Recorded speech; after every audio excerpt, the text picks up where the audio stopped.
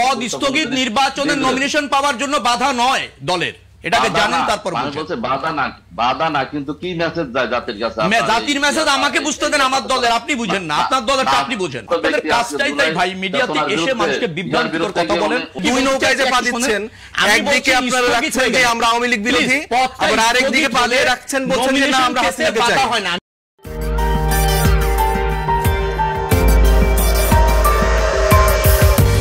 Level playing ফিল্ডটা বর্তমান সিচুয়েশনে নেই। আমরা যারা তৃণমূলে কাজ করছি যাচ্ছি, আসলে আমরা দেখতে পাচ্ছি এখানে আসলে কি পরিমাণ টাকার ছড়াছড়ি, কি পরিমাণ মাসেল পাওয়ারের ছড়াছড়ি হচ্ছে, এবং একে অপরের সাথে যেভাবে মানে ক্ল্যাশ তৈরি করা হচ্ছে, সেক্ষেত্রে অন্যান্য যেসব রাজনৈতিক দলগুলো আছে যারা আসলে স্বচ্ছ রাজনীতির জন্য মাঠে এসছে, নতুন ধারার রাজনীতি করতে যাচ্ছে, ক্যাশলেস ইলেকশন ক্যাম্পেইন থেকে শুরু করে পলিটিক্সের জায়গাটাকে দাঁড় করাতে যাচ্ছে, তাদের জন্য বেশ চ্যালেঞ্জিং হচ্ছে। কারণ আমরা তো আসলে ওই চোর ডাকাত খুনি না যে আমরা যে তাদের সাথে গোলাগুলি করব।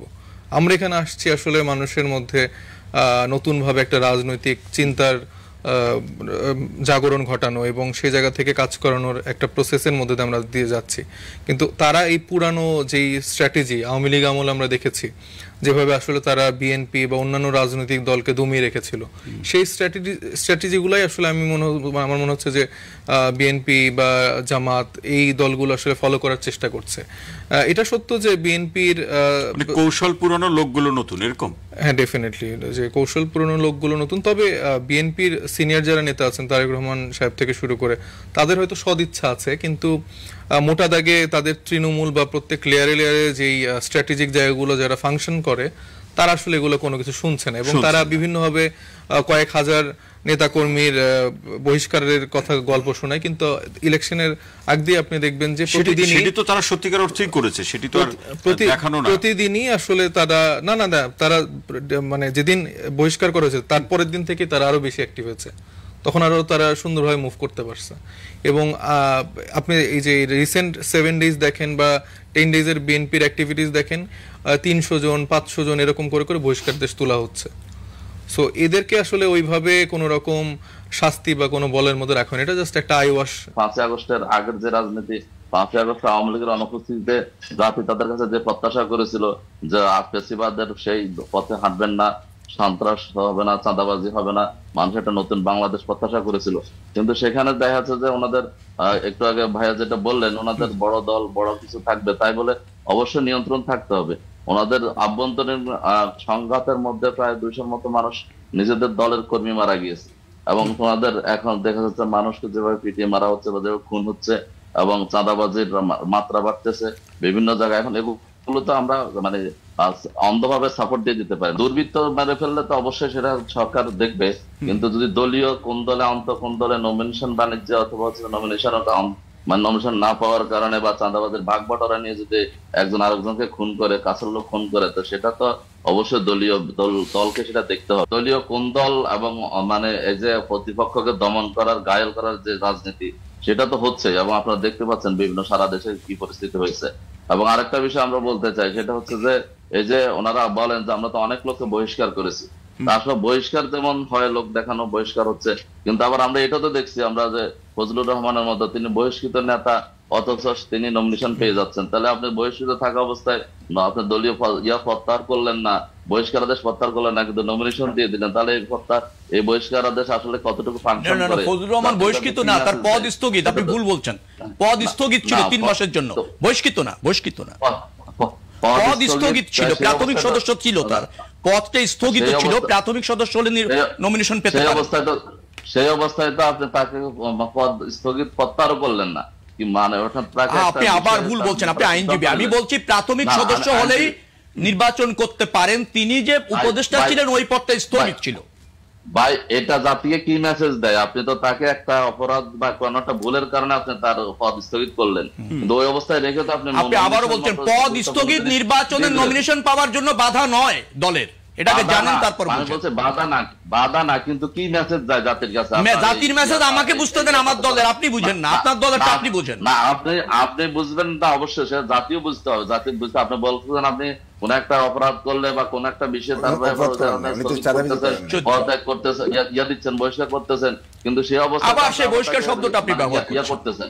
যে মিস না, তাহলে তো আপনার এটা কোনো আলাদা কোনো মিনিং জাতি বহন করতেছে না, মানুষ জাতি সব দায়িত্ব আপনাকে দিয়ে দিয়েছে বোঝার জন্য।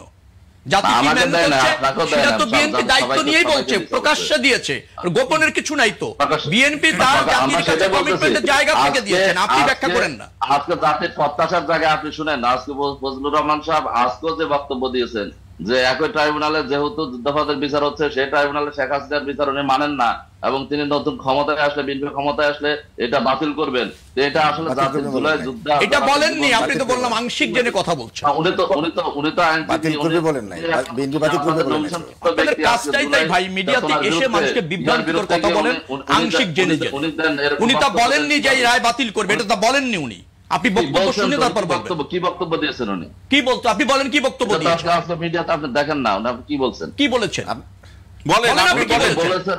উনি বলেছেন যে ট্রাইব্যুনালে যুদ্ধাপরাধের বিচার হয়েছে, সেটা ট্রাইব্যুনালে শেখ হাসিনার বিচার হতে পারে না এবং বিএনপি ক্ষমতায় গেলে এটা বাতিল করবে। না না, তা বলেননি উনি, আবার বলছেন বাতিল করবে। কে বলেছেন আপনাকে?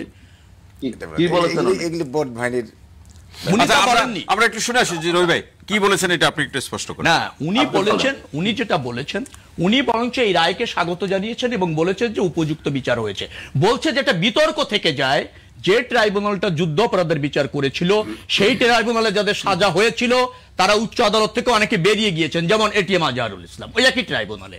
সেই গঠন করা ওই প্রক্রিয়ার ট্রাইব্যুনাল, এটাকে কিন্তু পুনর্গঠন করা হয়েছে। কিন্তু উনি বলেছেন তারপরে এই প্রশ্ন উঠতে পারে, এ ব্যাপারে বিএনপি সজাগ থাকবে।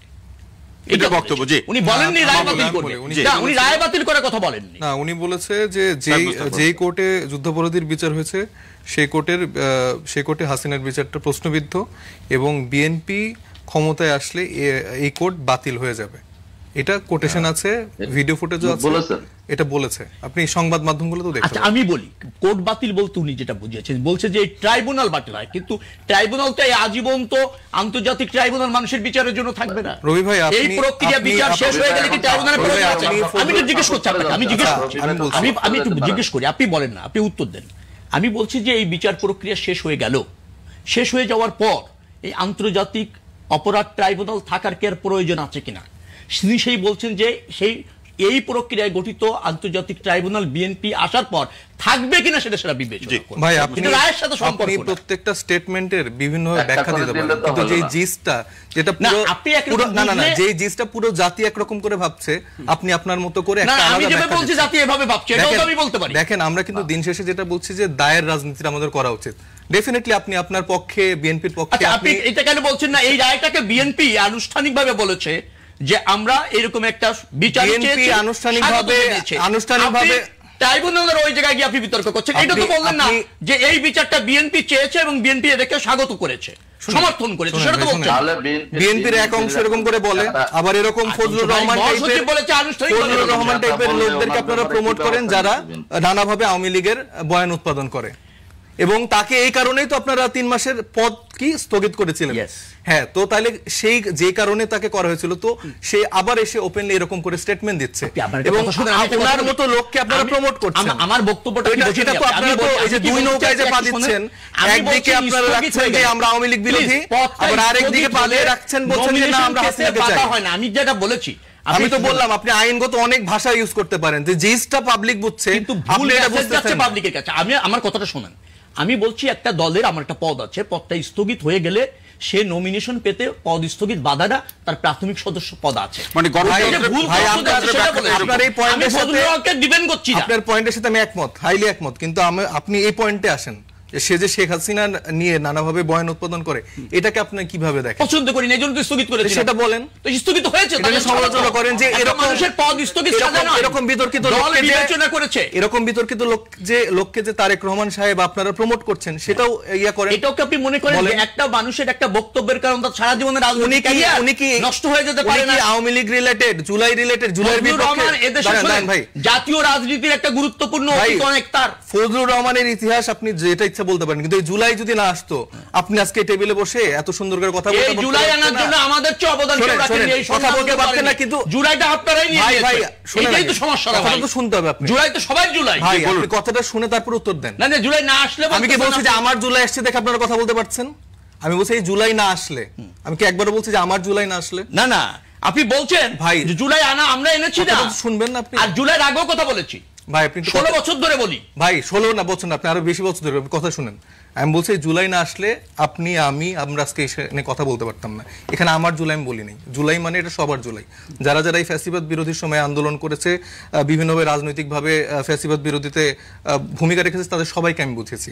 কিন্তু এই জুলাইকে নিয়ে যে মানুষটা প্রতিনিয়ত, একটা স্টেটমেন্ট কিন্তু না, ফজলুর রহমান রেগুলার বেসিসে জুলাইকে নিয়ে কটাক্ষ করেছে।